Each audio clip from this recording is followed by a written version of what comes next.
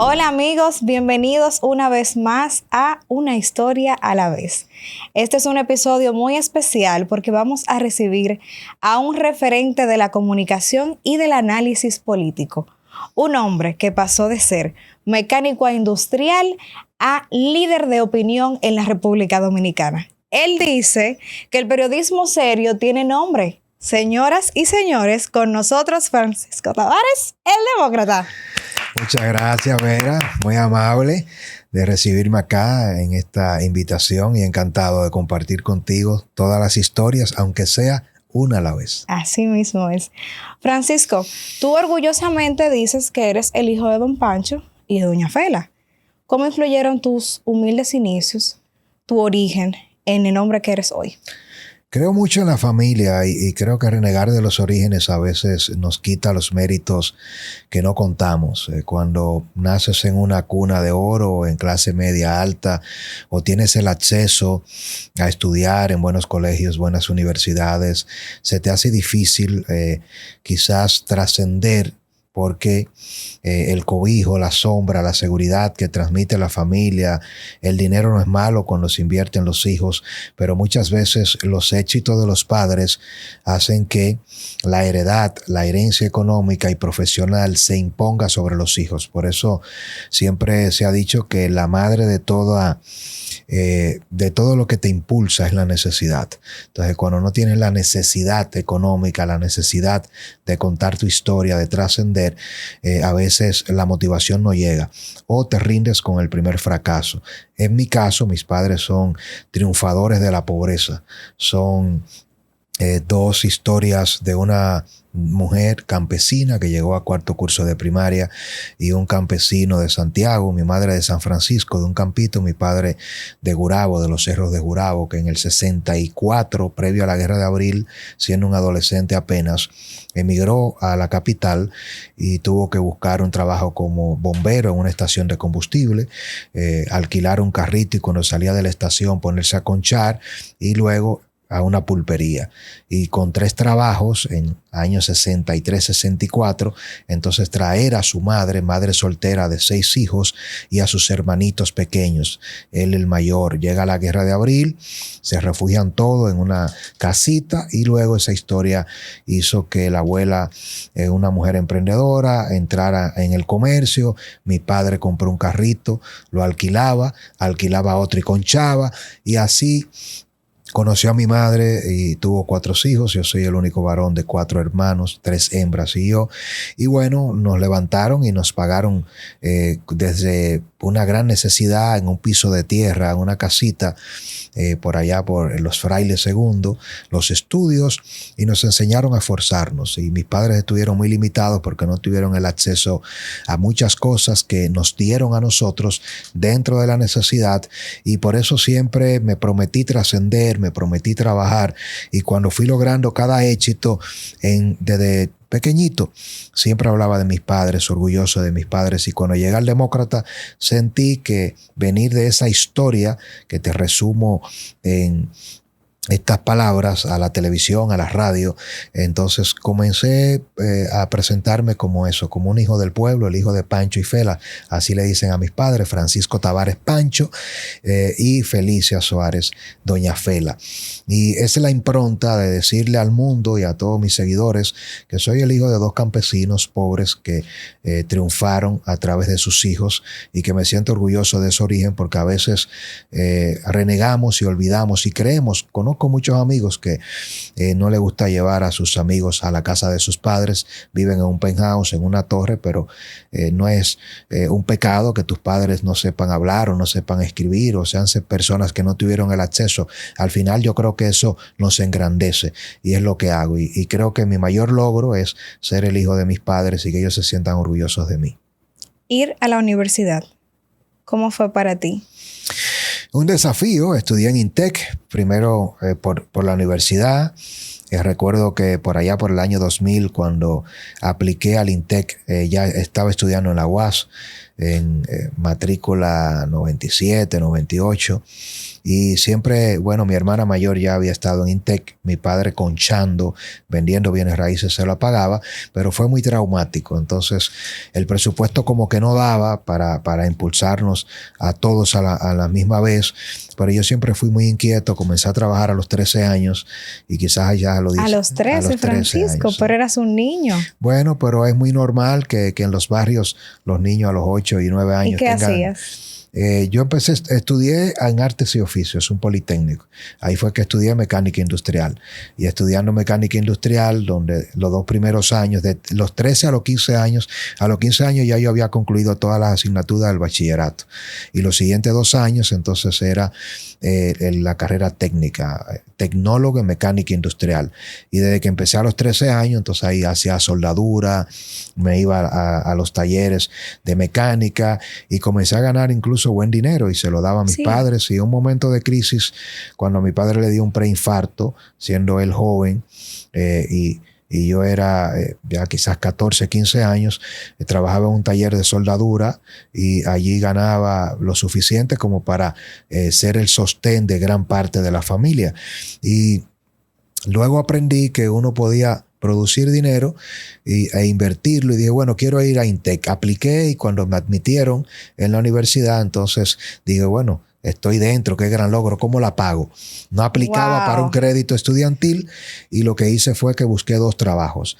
Es un poco el modelo de romper los límites mentales, porque yo llegué a la universidad y todos mis compañeros eran clase media alta, claro, o muy alta en la universidad, y había un programa de becas al que yo no apliqué, de darle acceso a personas que no tenían los recursos de la universidad, pero yo tenía 2 trabajos, uno en la mañana y uno en la noche. Cuando salí de la universidad me iba al trabajo, en los fines de semana también trabajaba y no solo logré graduarme en la universidad, sino que fui a unas elecciones, a las primeras del Comité de Estudiantes del área de negocios, y con los 2 trabajos, estudiando en la universidad con un índice sobresaliente, logré ser el presidente de las 4 principales carreras de administración, economía, mercadeo y contabilidad, y creó una impronta de liderazgo estudiantil y precisamente... Y ahí empezó tu parte política. Ahí empezó la parte política y la parte de la comunicación.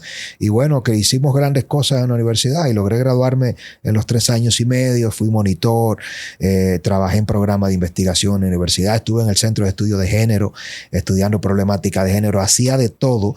Los profesores me conocían. ¿Pero y cómo te daba el tiempo? ¿Tus días eran de cuánto? ¿De 36 horas? Eran de comer y desayunar en la universidad. Recuerdo que tenía un carrito y no tenía para echarle combustible y entonces... ¿Tú no tenías novia en esa época?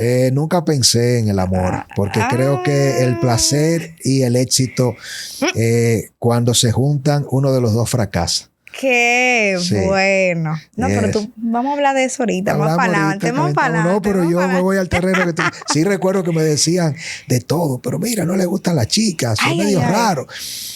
Yo creo que a veces hasta que cuestionaban mi actitud y mi comportamiento, porque claro, mis compañeros se iban, algunos en helicóptero, otros a Miami, otros a casa de campo, y yo no podía darme ese lujo, primero porque no pertenecía a ese ambiente, y segundo porque sabía que si entraba sin pertenecer iba a fracasar. Yo no tenía tiempo ni para perder el tiempo ni para divertirme.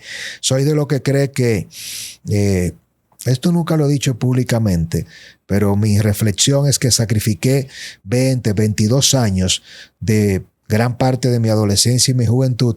Me privé de todo tipo de placer sexual, baile, bebida, y aposté a crear una gran estructura. Todo el que coincidió conmigo en esos 25 años, que se divertía, que salía, que bailaba, que no es malo, hoy día entonces me dice, pero ¿cómo lo hiciste?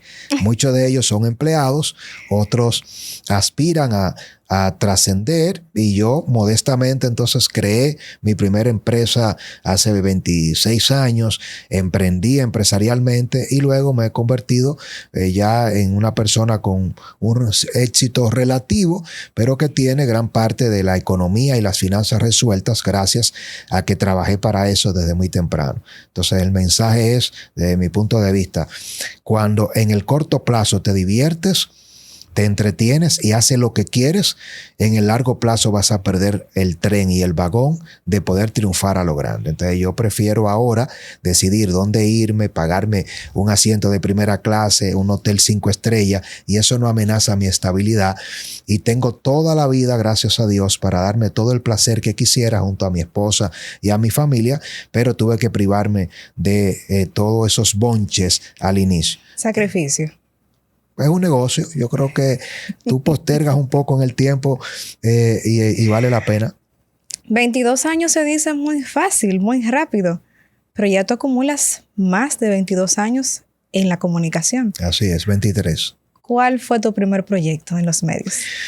Bueno, empecé cubriendo vacaciones en el matutino alternativo de Carmen Inbel Brugar. Iba y me apasionó la radio.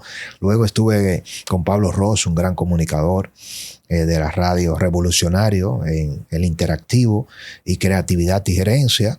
Viví un proceso de unos 10 años donde nunca pregunté si me pagaban, nunca pedí anuncios. Estuve yendo religiosamente de 1 de la tarde a 5 haciendo radio. Y bueno, Pablo era en ese momento productor de contenido revolucionario, estuvo en CDN, luego en Radio Universal, y era como el Alvarito Albelo del marketing, de las finanzas. Yo había estudiado en Intec Administración, pero también había estudiado gerencia y liderazgo político, y él llegaba con el guión hecho, pero no se lo compartía a ningún talento. Entonces, la regla era... ¿Cómo era eso? Que los talentos que eran parte del programa se enteraban en el aire de lo que iban a hablar. Entonces, al final...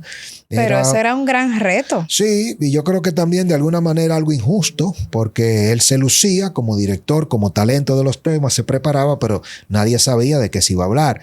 Pero entonces yo lo que hacía, siempre me gustó leer, y yo leía de todo.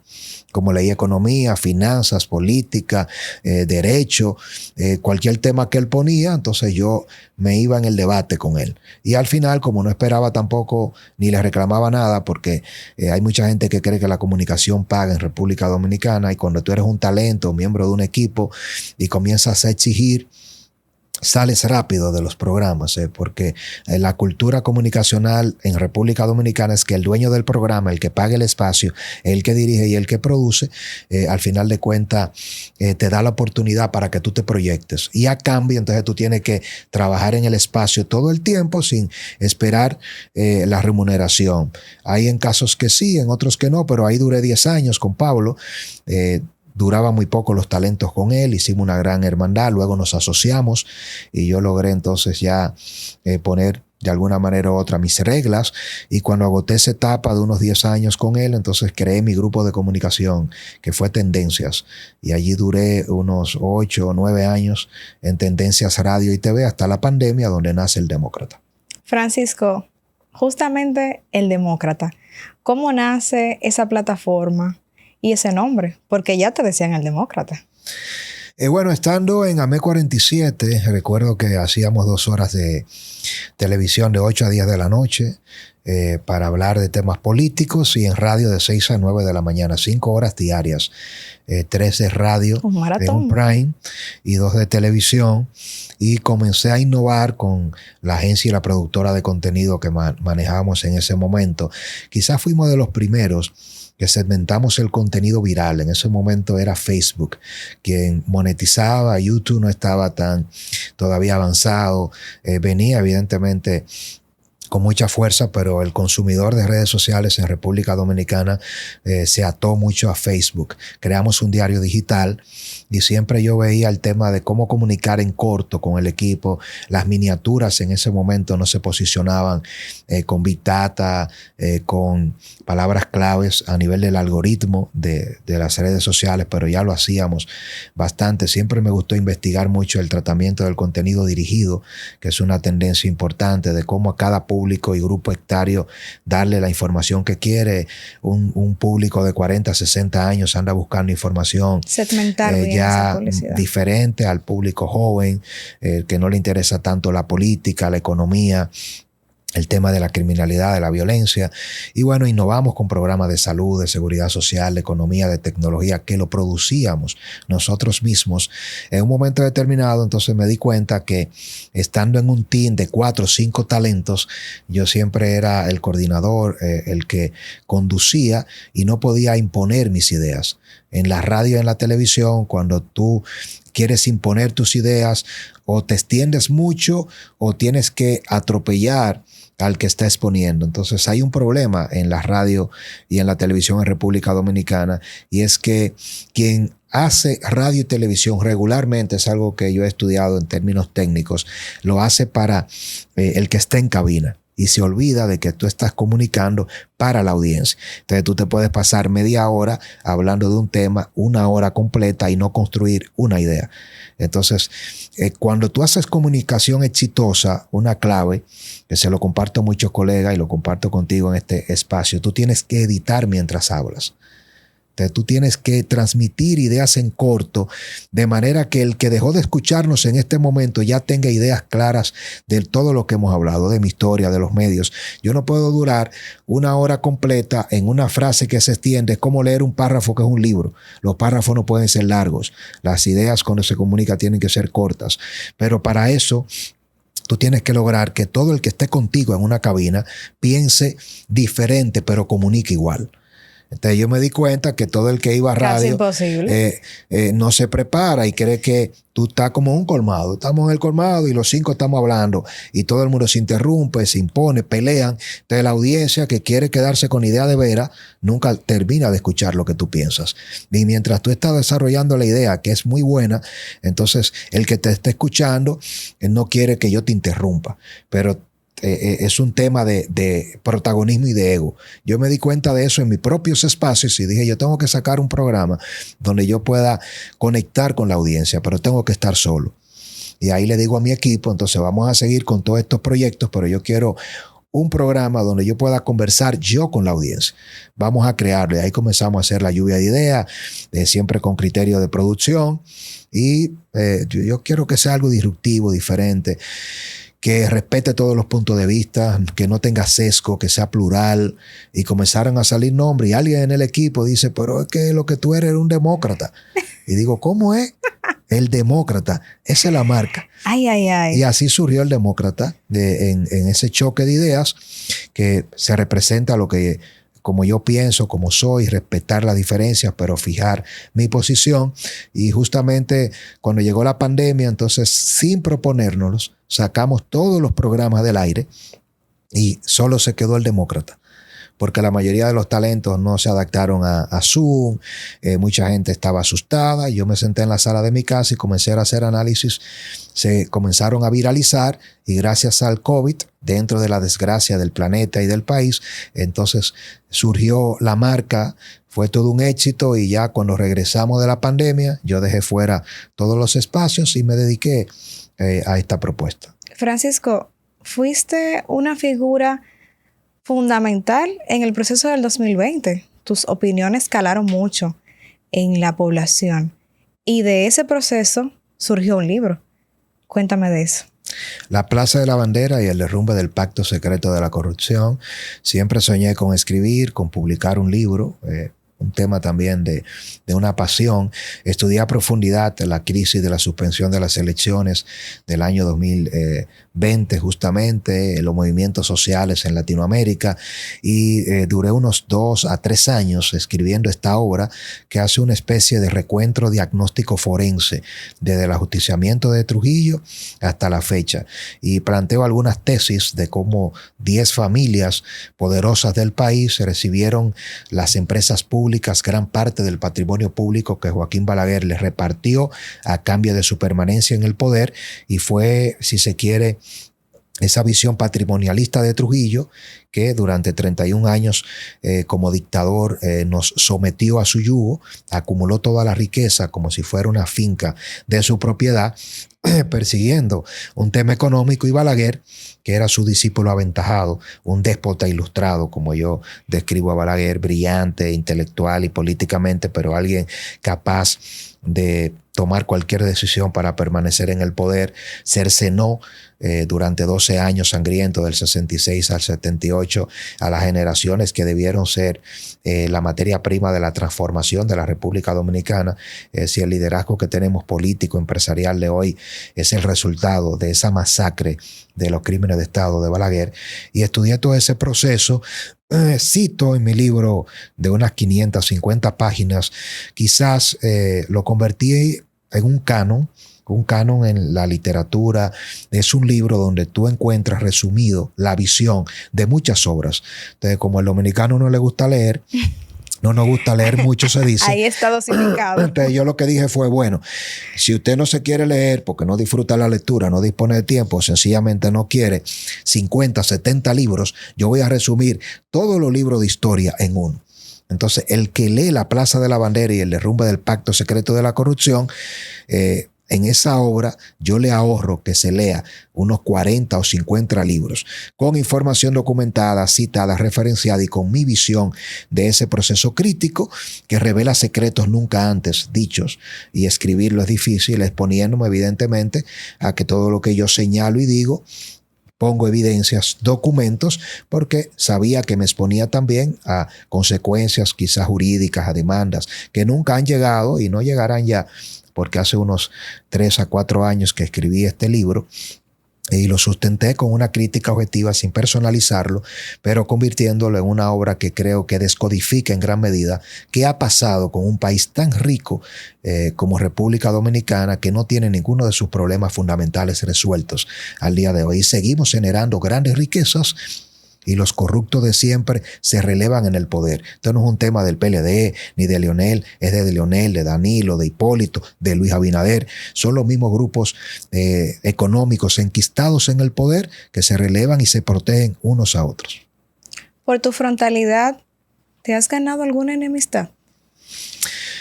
Creo que sí, y creo que como siempre han dicho los grandes tratadistas, y Balaguer, que era un gran conocedor a propósito de la antigua Grecia, que estudiaba muy a profundidad la escuela de la geopolítica romana, el imperio romano, el más exitoso de la historia universal en Occidente, decía, y no es una frase de Balaguer, es de la realidad, que para que un hombre o una mujer sea exitoso, si no tiene enemigos, debe creárselo. Entonces, si tú no tienes tus adversarios que te critican, Vera, que cuando estás bien vestida, cuando luces así elegante, inteligente, osada, es porque no vas bien. Entonces, si quieres medir tu éxito, usted tiene que identificar a sus enemigos, y los enemigos no están ocultos. El que te critica, el que dice, ¿y por qué priva? Y mira, cree que sabe, que es inteligente. Entonces, cuando tú te vas destacando, siempre te van a cuestionar, te van a enfrentar, y generalmente lo hacen tus amigos, los más cercanos, y lo hace la familia. Es cuesta, pero quien hace más de lo necesario para que tú fracases a veces son la gente que más te quiere y que está más cerca de ti, porque el ser humano, por antonomasia, por naturaleza, su génesis es la envidia. Entonces, pero eso es súper contradictorio, sí, porque es tu círculo cercano. Bueno, pero si te casas, Vera, y tienes un esposo y de repente ves que tú vas despegando y vas descollando, entonces él no se va a sentir bien cuando todo el mundo te admire y te siga, paradójicamente. Y pasa lo mismo. Por eso es que tienes que casarte con un igual. Decía un gran amigo de las mentes más brillantes que pájaros de un mismo plumaje vuelan juntos. Pero entonces nos enseñan que tú tienes que buscar una pareja que no se parezca a ti para que se complementen. Entonces, ¿qué te digo? Y si tú buscas a tus amigos que están más atrás de ti, tú te vas a ver como la que tienes éxito o el que tienes éxito, pero no te van a sumar nada. A mí particularmente no me gusta sentarme a conversar ni a compartir con nadie que solo aprenda de mí. Si yo voy a conversar o voy a compartir con alguien, cualquier ambiente, yo tengo que también preguntar, escuchar y aprender. Enriquecerte también. Porque es aburrido que todo el mundo te aplauda a ti. Ahora hay gente que tiene el ego tan grande que solo le gusta hablar a ellos. Eso es peligroso. Aquí sí se vale que tú me preguntes. Ay, pero ay, después del ay. micrófono. Francisco, cuando yo transito por la avenida 27 de febrero, yo veo tu cara como 10 veces. Eso es vaya por aquí, vaya por allá, me sale un carrito público, me sale una guagua. El demócrata. Sí. Yo nunca había visto a un comunicador tener tanta publicidad en las avenidas. Claro, hay medios de comunicación que promocionan sus programas, promocionan sus figuras de sus plataformas, pero tú eres el presidente de una plataforma, el dueño, el gerente, el talento también, y tú estás en todas las vallas de la 27 de febrero. Tú tienes que decirme bien claro, porque tú pareces como que tienes una candidatura, es temporánea, ¿verdad? Porque no estamos en época de campaña, pero tú estás haciendo tu trabajo. Estás posicionando esa imagen para que la gente sepa dónde que va a marcar bien esa carita. La buena noticia es que si ahora vas al Malecón, a la Máxima Gómez, porque también ampliamos ahora el radio. La Churchill. Ya estamos en Santiago también con la campaña. Entonces, sí, para no aburrir, ahora yo dije, bueno, vamos a crecer un poco más. A crecer un poquito más. Para posicionar en los elevados, en los pasos a desniveles. Yo siempre he creído que si uno no invierte en uno mismo, nadie lo va a hacer. Entonces, cuando me preguntan qué hace, bueno, yo soy un empresario que apuesto a mi medio, a mi marca, y creo que así como todos los grandes dueños de plataformas de televisión y de radio, bueno, la respuesta es: Gómez Díaz era un raso, un militar, y es el dueño de un emporio. Y entonces si Gómez Díaz creyó y apostó a él, entonces, y ahora lo admiran, aunque lo adversen, pero es el dueño de más de 200 emisoras. Sí. Y Gómez Díaz era dueño de una empresa de distribución de electrodomésticos y un militar. Y luego ahora es dueño de uno de los grupos más afamados. Y Pepín Corripio, uno de los hombres más ricos del país, llegó junto a su padre y a su tío y tenía un almacén en la Ciudad Nueva, justamente cuando se dio la Guerra de Abril del 65 y todo el mundo estaba vendiendo todo. Ellos compraron un almacencito y ahí vendían provisiones. Y hoy día Pepín Corripio es uno de los hombres más ricos del país y de la región. Entonces, si Pepín lo hizo creyendo en él, y Gómez Díaz lo hizo siendo un raso, y ¿por qué Francisco Tavares no lo puede hacer? Entonces yo lo estoy haciendo. Pero yo no he visto una valla de Gómez Díaz, bueno, ni de Pepín Corripio. No, porque quizá Gómez Díaz no le ha tocado ponerse paradójicamente frente a un micrófono. No sé si Gómez Díaz estudió, creo que se graduó hace poco. Yo modestamente tengo 3 licenciaturas, 4 maestrías, soy profesor universitario. Entonces yo me siento humildemente con las herramientas de hablar frente a un micrófono, frente a una cámara. Ya el grupo de comunicación El Demócrata tiene 9 periodistas, tiene unidades cubriendo Palacio, Cámara de Diputados, el Senado. Y si entran a mi medio se dan cuenta que ya de lo que menos publica el medio son mis análisis. Salen 2 o 3 publicaciones, pero está un gran equipo de corresponsales en todas las fuentes, porque yo me he preparado y voy en serio en la comunicación. Y el mensaje de la publicidad es: el periodismo serio tiene nombre. Yo no digo que no hay otros periodistas serios. Ahora, yo me puse nombre y represento al Demócrata, y lo que quiero es que el país sepa que así como Alicia Ortega era reportera y Fernando Jabún era camarógrafo y son dueños de un gran emporio comunicacional, y todos tienen su historia. Entonces yo soy el hijo de don Pancho y doña Fela, yo estoy construyendo la mía y no voy a pedir permiso para invertir y pagar todo lo que tenga que hacer. ¿El mensaje cuál es? Que yo quiero que todos los dominicanos conozcan este medio y que sepan que no tenemos límite. Vera. Y el tema político, bueno, yo le digo a muchos amigos que me preguntan, ahora te di la respuesta larga a ti, pero digo, hablamos en el 28.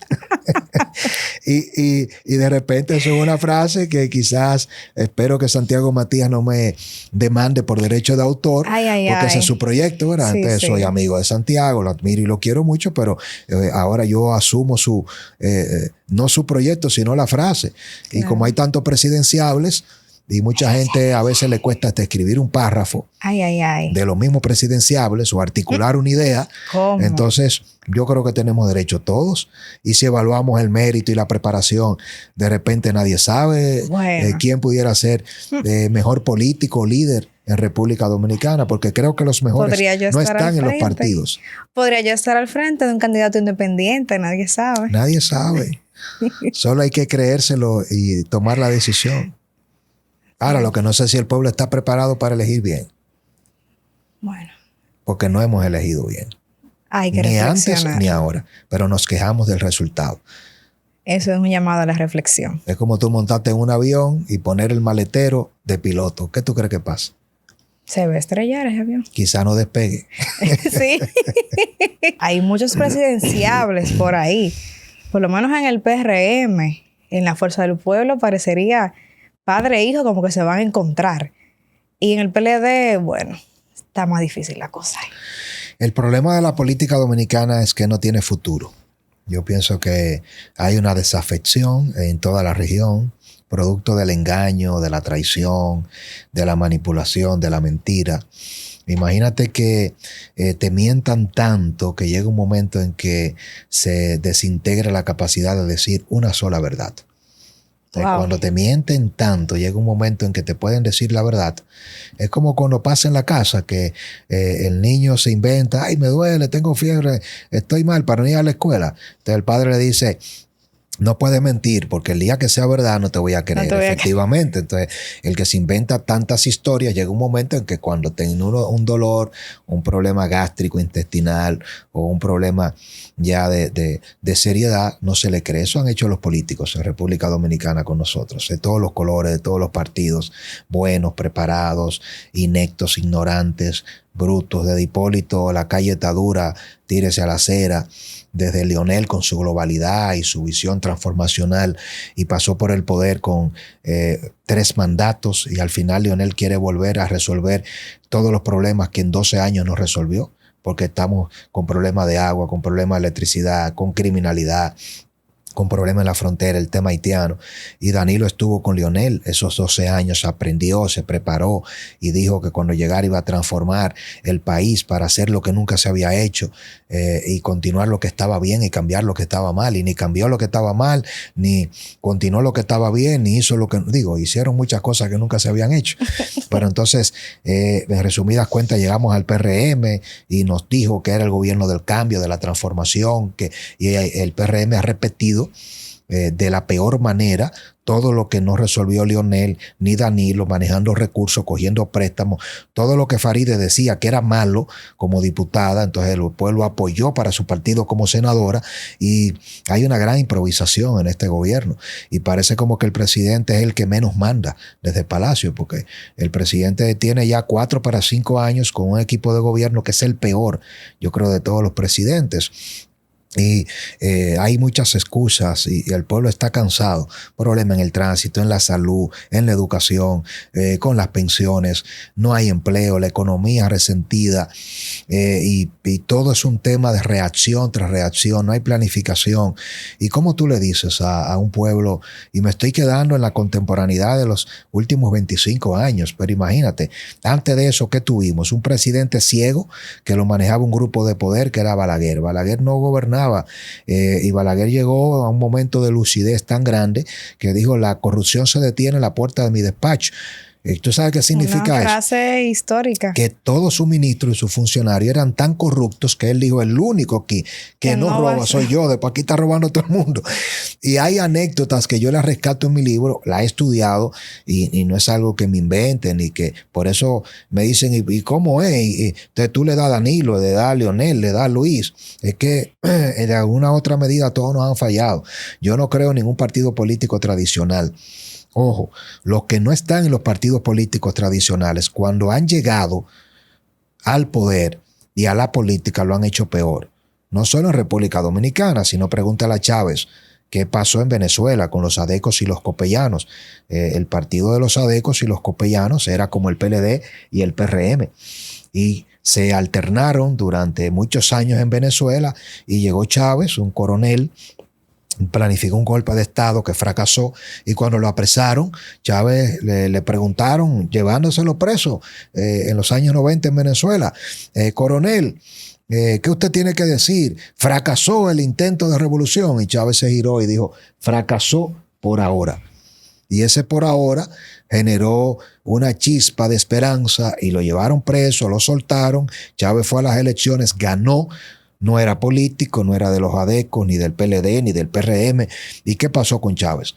Que engañó a Venezuela y engañó a todo el mundo. Se convirtió en un dictador, empobreció a Venezuela y decidió lo peor, elegir a un chofer de guagua, que es Nicolás Maduro. Eso era Nicolás Maduro, chofer de guagua, lo convirtió en canciller y luego en presidente. ¿Por qué Chávez elige a Maduro? Porque él sabía que Maduro iba a ser el único que le iba a garantizar la continuidad del proyecto por todas las vías y que lo iba a hacer peor, de la peor manera, para que hoy día los venezolanos prefirieran a Chávez y no a Maduro. Y cuando tú te vas a Ortega en Nicaragua, era un revolucionario, antisistema, un dictador. Cuando te vas a Evo, un cocalero del movimiento popular en Bolivia. ¿Y qué pasó con Evo? Tiene expediente de violación sexual de niñas. Correa, exiliado por corrupción en Ecuador. Fujimori en los 90 en Perú, que eligieron, oye, esto se parece al tema de lo que está pasando con Zelensky en Ucrania, que era un profesor. Zelensky, un actor que hace una serie, se hace famoso, y en esa serie Zelensky, el actual presidente que libra la guerra con Vladimir Putin en Rusia, entonces va a unas elecciones, lo inscriben de último momento como candidato en la serie, y él gana la presidencia. Entonces Zelensky lleva su personaje a la vida real y aspira y gana la presidencia en Ucrania. Esos son los ejemplos. Entonces, ¿por qué estoy citando este recorrido? Fujimori era un profesor de origen asiático en Perú. Y cuando Perú fracasa y todos los políticos ya nadie lo quiere, lo eligen a él y crea un movimiento que asesina en Perú a cientos de personas que se oponían a su presidencia y denunciaban la corrupción que él mismo encarnó. Y terminó muriendo preso hace poco, con Keiko Fujimori, también su hija. Entonces, en República Dominicana tenemos un problema, es que los dominicanos no tenemos opción. Votamos cada 4 años, creemos que cada vez que un diputado, un senador, un alcalde se convierte en una figura que vende sueños y esperanza, va a ser diferente y termina siendo lo mismo. Eso ha pasado con todos. Y si me voy más atrás, recordemos que Salvador Jorge Blanco denunció la corrupción de su compañero de partido, el presidente Antonio Guzmán. En el 78-82, cuando llega el PRD, con Antonio Guzmán, entonces su compañero de partido, Salvador Jorge Blanco, denunció un esquema de corrupción de la hija de Antonio Guzmán, de su nuero, y el presidente Guzmán se dio un tiro y se suicidó, porque él no era corrupto y le temía que su propio compañero de partido, cuando ganara, 40 días antes de las elecciones, Salvador Jorge Blanco lo metiera preso. Quien terminó preso fue Jorge Blanco. Sí. Entonces, el que dice que, óyeme, entonces tenemos a Trujillo, a Balaguer, que asesina, después Guzmán se suicida, Salvador cae preso, vuelve Balaguer, pero tú te vas a Báez, a Buenaventura Báez, ¿qué pasó como presidente? Un desastre, quebró el país. Te vas a Lilisa, Ulises Cerot, te vas a Pedro Santana, de héroe a traidor. República Dominicana, desde antes de su creación, no ha tenido suerte. Este es un país que es antiquiebra. Aquí han hecho todo para destruir el país. Y los dominicanos somos tan resilientes que seguimos pensando en que tenemos futuro. Yo no quiero matarle la esperanza. Lo que yo le digo es que hacia donde vamos es que al final de cuentas, si no repensamos la sociedad, y ahora tenemos un problema, porque entonces los muchachos están cantando dembow, se están haciendo ricos, Toquicha, el Alfa, ahora tienen igual o más dinero, compran villas y carros más lujosos que los grandes empresarios. Entonces hay un resentimiento social, porque ahora la nueva economía de la atención, de la monetización, del cine, de la música, crea más riqueza que tú ser el dueño de un gran emporio industrial. Y estamos en medio de una crisis de identidad, porque los políticos y los empresarios se ponen de acuerdo y dicen, ahora hay un problema en la comunicación, en el entretenimiento, en la música. ¿Tú sabes cuál es, Vera? ¿Cuál? Que ya se rompió el monopolio. Entonces ya no es Pepín ni Lovichini. Ya quien es más influyente en República Dominicana somos nosotros. Ya las 200 emisoras de Gómez Díaz se ven menos que una plataforma nuestra. Y 10 canales de televisión no acumulan el impacto de alguien que está haciendo comunicación digital. El juego cambió, ya no tienen el control. Ahora la pregunta es, así como cambió la economía, la política y estamos viviendo unos tiempos diferentes que no son exclusivos de República Dominicana, ¿va a cambiar el votante? ¿Va a cambiar usted? ¿Vamos a elegir diferente? ¿O vamos a seguir creyendo que si elegimos a Collado o elegimos a Wellington o a Yayo o elegimos a Omar o a Lionel o a Francisco Javier, lo hará diferente? Es el sistema que hay que cambiar. Yo no creo que nadie que llegue en el 28 va a hacer nada diferente a lo que tenemos. Porque quienes financian y ponen el dinero son los que luego de apostar a que llegue uno de esos candidatos le exige que no haga nada de lo que hay que hacer para cambiar la situación que vivimos. ¿Podrá el PRM pasar del 2028? ¿Continuar en el poder gobernando los destinos de la República Dominicana? ¿O no podrán ponerse de acuerdo? ¿Cuál es tu opinión de eso? Eso es una gran pregunta. Yo creo que el PRM tiene un gran aprendizaje, un espejo en el PLD. Entonces puede ser que muchos funcionarios del PRM vayan presos si salen en el 28. Puede ser que otros no se conciban fuera del poder. Fíjate que el gran error político que cometió Danilo Medina, el odio que Danilo le tenía a Lionel era tan grande que no dejó que Danilo disfrutara 8 años de poder. Danilo se pasó desde que ganó en el 12 hasta que llegó al 20 solo concentrado en cómo destruir a Lionel, y él lo tenía todo. Es como cuando tú tienes la villa más grande, el apartamento mejor decorado, la esposa, tus hijos, y tú te paras todos los días en la ventana y tú lo que quieres es destruir a tu vecino. Pero mira qué feliz es el vecino abajo de una mata. Él no puede ser tan feliz. Pero el vecino está en una mata con un pan y chocolate. Y a ti lo que te molesta, que él que está abajo de la mata se está riendo, está jugando con sus hijos, pero él no tiene nada de lo que tienes tú. Y eso llevó a que Danilo sacara a Lionel del PLD. Y entonces luego Lionel dijo, bueno, pues si tú me vas a destruir a mí, yo te destruyo a ti. Y quien sacó del poder al PLD fue primero Danilo y luego Lionel, que comenzó a decirle para afuera que van el mismo Lionel. Y entonces Lionel se puso de acuerdo con Luis y el PRM y sacan a Danilo y al PLD del poder. Por eso no es casual que todos los casos de corrupción y los sometimientos en el gobierno del PRM sea contra Danilo. ¿Cuál es un caso de corrupción de los exfuncionarios de Lionel? Mencióname uno. No lo hay, porque al final hay un pacto y un acuerdo de facto. Sin Lionel, el PRM no llega al poder. La gran noticia es que el engaño es tan grande que todavía perdiendo Lionel gana.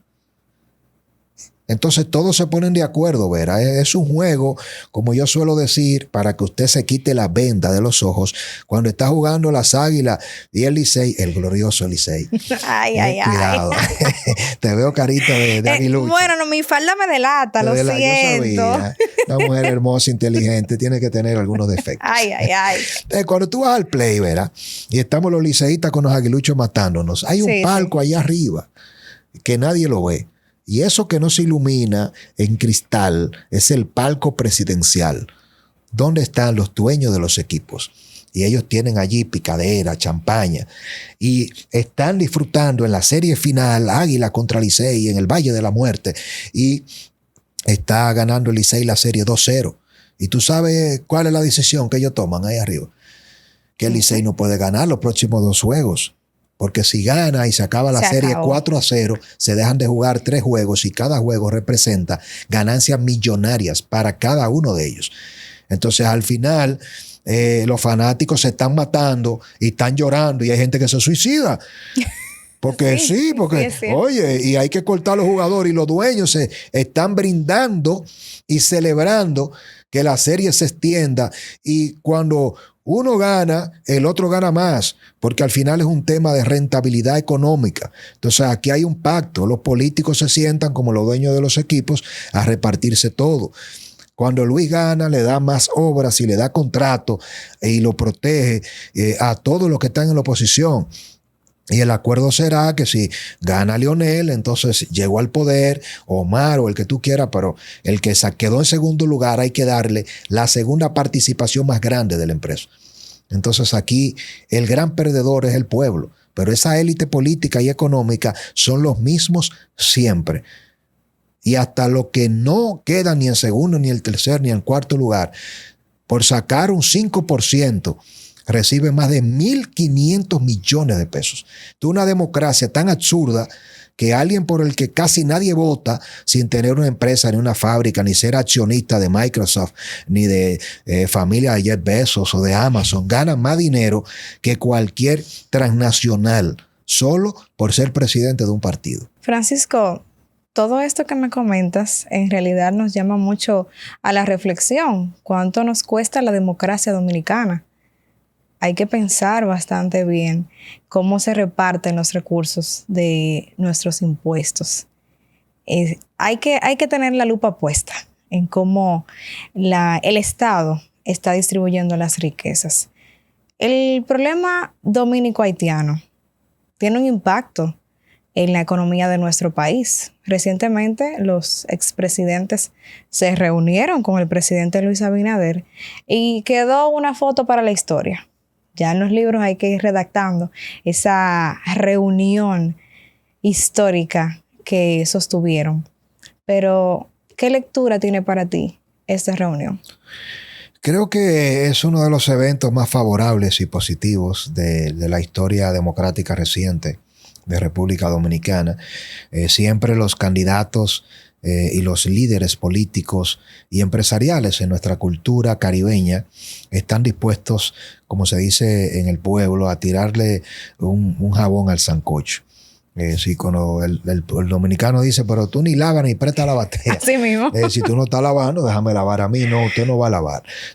Así se comporta la lógica del liderazgo político. Leonel siempre va a estar dispuesto a criticar todo lo bueno sin importar el daño que eso causa, a justificar lo malo sin importar las consecuencias, si lo beneficia a él. Pero eso no es Leonel. Va a pasar lo mismo con Danilo. Cuando Danilo y Leonel están en la oposición, ellos ahora están criticando y cuestionando todo lo que cuando Leonel y Danilo eran presidentes decían que era bueno. Entonces, fíjate, ahora está el PRM y está Abinader. Entonces, todo lo que el presidente Abinader está haciendo, que es conveniente y es bueno para el país, como lo está haciendo Luis, no podemos decir que está bueno ni apoyarlo, porque eso lo capitaliza el PRM y él, y lo utiliza como un arma electoral en contra de mí. Entonces, el político y viceversa. Entonces, todo lo que Luis y el PRM le criticaban a Danilo en el 16, en el 17, en el 19, en el 20, que decían que eso era terrible y era pésimo, todo lo que ellos decían que no había que hacer, lo está haciendo el PRM. Ahora, tú dices, pero ¿cómo es que todo lo que tú decías que iba a ser diferente y que era malo, ahora tú lo estás haciendo? Pero como lo está haciendo el PRM y Luis, ahora es bueno. Entonces, el que está en la oposición apuesta a que quien gobierna fracase. Pero cuando un presidente y un gobierno fracasa, ¿quién lo sufre? El pueblo. El pueblo. Entonces, el liderazgo político es mezquino y todos los empresarios, cuando apoyan a un candidato que llega a la presidencia, eso no es un dinero que tú regalas. Lo que quieren es hacer un gran negocio. Estoy haciendo este recuento, contextualizándolo, para que entendamos la trascendencia que tiene, como bien tú decías en tu pregunta, reflexión, esta reunión. Es la primera vez que Leonel, que ha cuestionado todas las decisiones que ha tomado el gobierno del presidente Abinader en el tema haitiano, se sienta, deja de lado sus aspiraciones de que fracasemos, porque recuérdate que solo se gana con él. Solo está bien lo que dice Leonel y lo que diga Danilo o lo que diga Luis, porque una cosa es con violín y otra con guitarra. Todo lo que el presidente Abinader dijo que iba a resolver con el presidente Abinader dijo en campaña antes de ganar en el 20 que en 6 meses aquí no quedaba un haitiano. Él tenía la solución para la criminalidad. Íbamos a resolver el campo, íbamos a resolverlo todo. ¿Qué ha pasado 5 años después? Nada, pero el presidente, que tiene el poder, que no tiene que pedirle permiso a nadie como tal para tomar las decisiones, hace una reflexión y dice el presidente Abinader, el problema de Haití es tan grave que trasciende mi poder, mi liderazgo, y yo necesito de ti, Leonel, de ti, Danilo, y de ti, Hipólito. Aunque Hipólito fracasó siendo presidente con el tema haitiano, aunque fracasó Leonel, porque ninguno repatriaron. Hemos sacado al haitiano en la historia de la República Dominicana cada vez más. Hemos parado el contrabando de haitianos y las mafias militares y civiles en algunos de esos gobiernos. No, se mantuvo el problema y se agravó con Hipólito, con Leonel y con Danilo. El presidente Abinader entonces hace un ejercicio de humildad y dice, yo no voy a decidir solo, yo quiero escucharlo. Y los llama. Ahora, Lionel, hay que felicitar a Luis, pero hay que felicitar a Lionel, que diciendo Lionel que este gobierno no planifica, que improvisa, que no tiene capacidad, él deja a un lado esa denuncia y dice, yo me voy a sentar con usted, presidente. Aunque eso lo beneficie, aunque usted lo capitalice, me voy a sentar con usted porque ese problema es tan grave que puede hacer desaparecer a la República Dominicana. Luis mete preso a Carmen Magali Medina, hermana de Danilo. A él no le gusta que le digan, pero entonces el presidente se contradice porque él dice, yo no me meto en los temas judiciales, pero el principal logro en cada rendición de cuentas del presidente, ¿cuál es? La justicia independiente. Presidente, pero si la justicia independiente no es un mérito suyo, entonces el principal mérito de este gobierno y del presidente es la justicia independiente. Entonces el presidente Abinader, persiguiendo la corrupción, mete preso a Alexis Medina, a Carmen Magali, al general Adán Cáceres, a Torres Robiú, a De los Santos Viola, a la familia completa de Danilo Medina. Danilo deja todo eso de lado y va y se sienta con Luis Abinader. En esa reunión hay que felicitar y hay que ponerse en los zapatos de Danilo. Danilo que ha dicho que eso es persecución política y resentimiento. Cuando a ti te tocan tu familia, lo más sagrado. Nadie perdona eso. Y yo creo que Danilo ha hecho un gran ejercicio. Hipólito, que es el más irreverente, que no lo controla nadie. Entonces un día dice, yo hago lo que diga Luis. Y otro día dice, aquí todos roban. Y esto es un desastre. Y si no es mi hija Carolina, que entre el mar. Entonces Hipólito deja todo eso y va y se sienta. Ese mensaje de Hipólito, Danilo, Lionel y de Abinader es poderoso. Y creo que es la primera vez que estamos cerca de despolitizar el tema haitiano. Los militares de todos los presidentes, de todos los gobiernos, se han hecho ricos con el tema haitiano. Los empresarios de la construcción, de la agroindustria, del turismo, explotan esa mano de obra haitiana. No le pagan cesantía, doble sueldo, vacaciones. El haitiano ilegal no puede demandar ni puede someter. Y quien evade el pago de la TCS, de las contribuciones de esos millones de haitianos que nunca hemos querido contar, si son 2, 3, yo pienso que son cerca de 4 millones de haitianos que tenemos en el país. Por eso el censo fracasa, porque al presidente le dijeron, si contamos los haitianos, se arma una revolución aquí. Entonces la primera vez que hacemos un censo en un país llamado República Dominicana, donde usted le preguntan, ¿y usted qué se siente? ¿Caucásico? ¿Asiático? Es decir, no te preguntan en el censo cuál es su nacionalidad. Y todo eso conlleva evidentemente que en todos los gobiernos, incluyendo en los haitianos paguen para entrar, sean utilizados para sobrevivir, porque en Haití no hay medicina, no hay comida, no hay agua y el ser humano no se deja morir. Ellos prefieren que lo exploten, vivir abajo de una mata, pero vienen aquí, consiguen empleo, le damos salud gratis, no solo a las embarazadas, a los hombres que tienen problemas de cáncer, de riñón, de diálisis. Si todos esos millones de haitianos se están atendiendo aquí, los niños le damos educación prioritaria. Al niño dominicano le pedimos, oye, hasta el acta de nacimiento y la fe de bautismo de su bisabuela. Y el niñito haitiano se sienta y no se le pide nada. Entonces, ¿qué le estamos diciendo a los haitianos? Con salud gratis, educación gratis, empleo.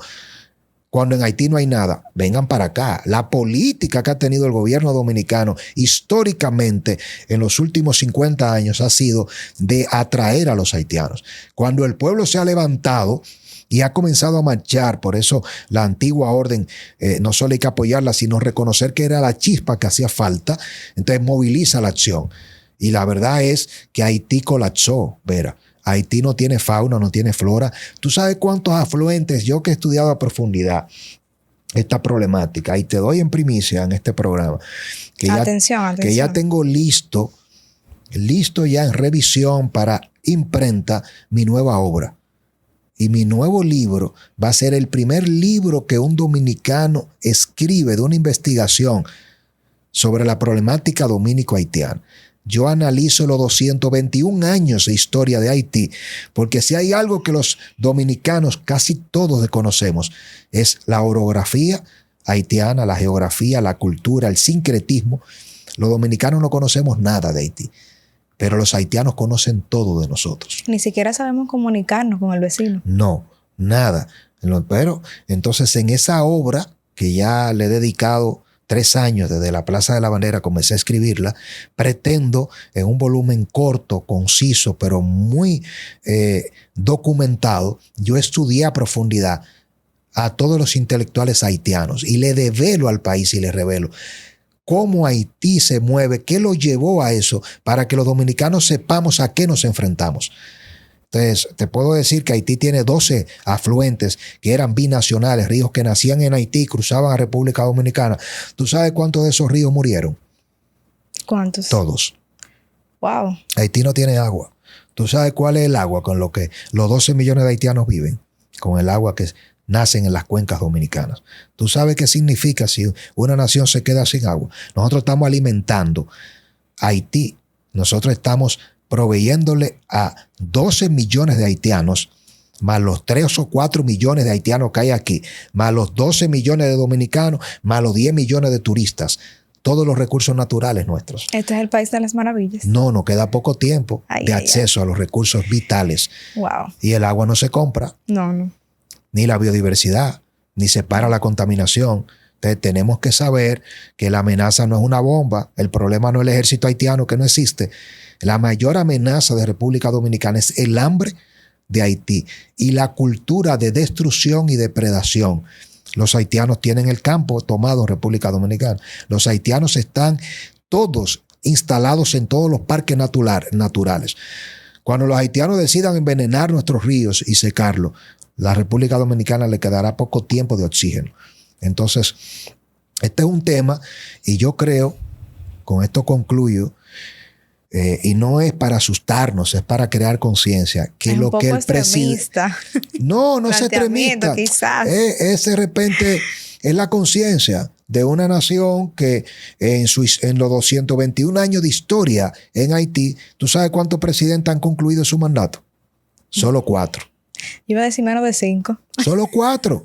Presidente, desde 1804 hasta la fecha, ellos se matan unos a otros. El último fue Jovenel Moïse. Entonces, al final, creo que lo que hace el presidente Abinader es que le hace una presentación a solas. Fueron 2 reuniones en una. En la primera reunión estuvo el Estado Mayor conjunto acompañando al presidente y todos los ministros, el canciller. El presidente Abinader los manda a salir a todos y él se queda con Hipólito, con Leonel y con Danilo. Y él les revela informaciones sensibles y comprometedoras, que es lo que hace que ellos digan hay que volverse a reunir y van al Consejo Económico Social y ahora está todo el país expectante. Esto es un tema muy parecido a Somalia con los kenianos, que llegó un momento determinado que los somalíes penetraron a Kenia justamente y paradójicamente Kenia está en una guerra con Somalia y son los kenianos los que están en Haití pacificando a Haití. Entonces los somalíes fueron tomando zonas de Kenia donde ya no hay control. Fueron comprando comercios. Aquí hay una penetración de una élite haitiana que es dueña de una gran cantidad de restaurantes, de plazas comerciales, de hoteles, y los dominicanos no lo sabemos, porque esa élite económica haitiana utiliza testaferros dominicanos para comprar esos establecimientos. Entonces, aquí estamos más haitianizados de lo que nos podemos imaginar, porque el dinero de la élite haitiana, que es muy poderosa, está repartido entre la Florida y República Dominicana. Francisco, luego de escuchar tus planteamientos, analizar el ecosistema de la República Dominicana, tanto social, político, y hablamos también de la comunicación de hoy, del impacto de los medios virtuales, toda esta parte del impacto que tiene en la población las redes sociales y estos medios que son alternos a los tradicionales. Después de todo esto, ¿cómo entonces lograste tú alcanzar el éxito en un país complejo como la República Dominicana? Es una pregunta para otro programa. No, tiene que decirme algo. Pero claro, yo creo que atreviéndome, creo que este es un país grandioso. República Dominicana es un país mágico. Los dominicanos no queremos ir, los españoles, los rusos, los canadienses, los americanos se quieren quedar. Entonces, nadie valora lo que tiene cuando no lo conoce. Este es un país donde Yo he estudiado en algunas universidades, por lo menos en 4 universidades extranjeras, y eso me ha permitido tener contacto con muchos colegas profesionales brillantes. Verá, en cualquier país medianamente desarrollado, todos los ciudadanos son un número más. En República Dominicana es el país que te da más oportunidad de trascender. Tú, yo, cualquiera mañana empieza de cero con una idea, con poco dinero. No es el dinero, son las ideas las que construyen el éxito. Por eso hay mucha gente rica que es pobre e infeliz. Y hay gente pobre que con poco dinero, con un prestamito, se convierte en un fenómeno. Bill Gates es un tema de la sociedad global, con sus amigos. Zuckerberg, cuando tú miras a Jeff Bezos, cuando miras todas las historias, Aristóteles Onassis, Henry Ford, un soñador, revolucionó el mundo. Y no fue con dinero, fue con el modelo T.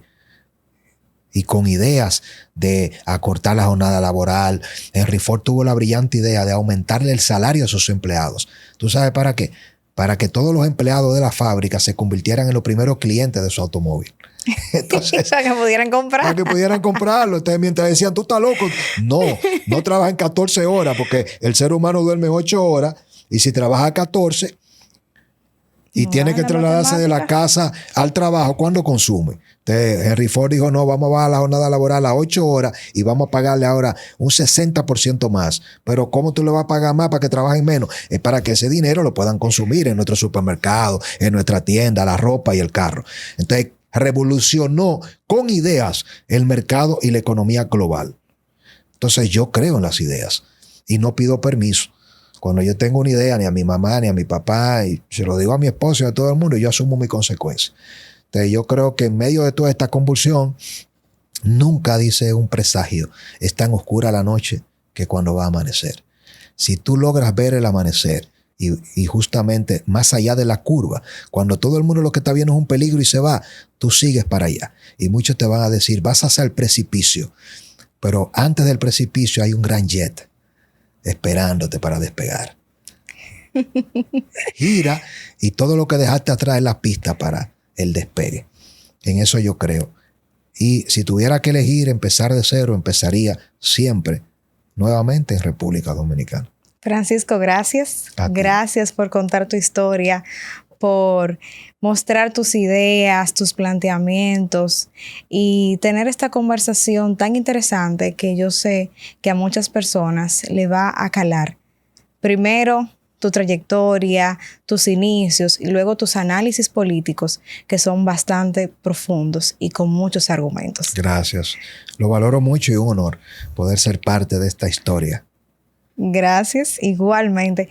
Y a ustedes les agradecemos por su sintonía. No olviden suscribirse, dar like, comentar, compartir este contenido que hacemos con mucho amor y con mucho compromiso para ustedes.